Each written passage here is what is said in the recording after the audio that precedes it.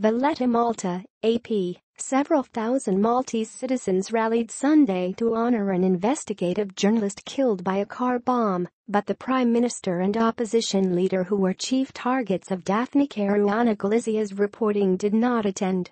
Participants at the rally in Malta's capital, Valletta, placed flowers at a memorial to the journalist that sprang up opposite the Law Court building after her October 16 slaying. Some wore t-shirts or carried placards emblazoned with words from Caruana Galizia's final blog post, "There are crooks everywhere you look now."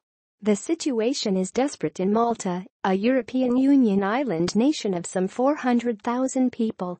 Police removed a banner describing Malta as a mafia state. Hundreds of participants later held a sit-in outside police headquarters, demanding the resignation of Malta's police commissioner. Some hurled tomatoes, cakes and coins against an enlarged photograph of the commissioner spread out on the street. The homicide of a journalist who devoted her career to exposing wrongdoing in Malta and raised her 3 sons there united many of the nation's oft-squabbling politicians, at least for a day. Caruana Galizia had repeatedly criticized police and judicial officials. Malta's 2 dominant political forces, the ruling Labour and opposition nationalist parties, participated in the rally, which was organized to press demands for justice in her slaying. But Prime Minister Joseph Muscat told his Labour Party's radio station a few hours before the event's start time that he wouldn't attend because he knew the anti-corruption reporter's family didn't want him to be there. "I know where I should be and where I should not be. I am not a hypocrite, and I recognize the signs," Muscat said, adding that he supported the rally's goals of call for justice and national unity. Nationalist leader Adrian Delia also skipped the rally, saying he didn't want to stir controversy. "Today is not about me, but about the rule of law and democracy," Delia told reporters. Muscat and Delia, while fierce political rivals, have another thing in common: both brought libel lawsuits against Caruana Galizia. Delia withdrew his pending libel cases last week after her killing. Caruana Galizia's family has refused to endorse the government's offer of a €1 million $1.18 million reward and full protection to anyone with information that leads to the arrest and prosecution of her killer or killers.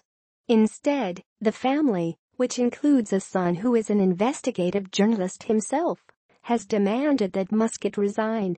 In their quest for a serious and efficient investigation, Caruana Galizia's husband and children also want Malta's top police office and attorney general replaced. The killers decided to silence her, but they won't silence her spirit. "They won't silence us," Christophe Delwer, a French journalist from the journalism advocacy organization Reporters Without Borders, said. "From us they will not have more than 1 minute of silence." On Sunday morning, all 7 national newspapers had their front pages black in Caruana Galizia's memory. Printed in bold letters against the black backgrounds were the words, "The pen conquers fear."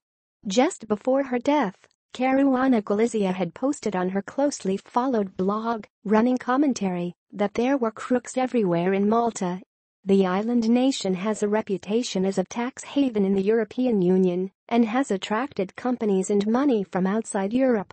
The journalist focused her reporting for years on investigating political corruption and scandals and reported on Maltese mobsters and the island's drug trafficking.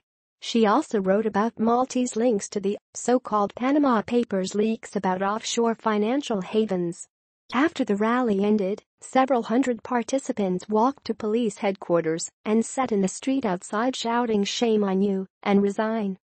Malta President Marie-Louise Calero-Precar received a delegation from the Civil Society Network, a non-partisan organization of university professors, businessmen, opinion writers and authors in Malta. "The car bombing was an attack on all of us, every single one of us," Calero-Precar told them. "We need to see how we are going to work together. We need to unite to have the reform that is needed."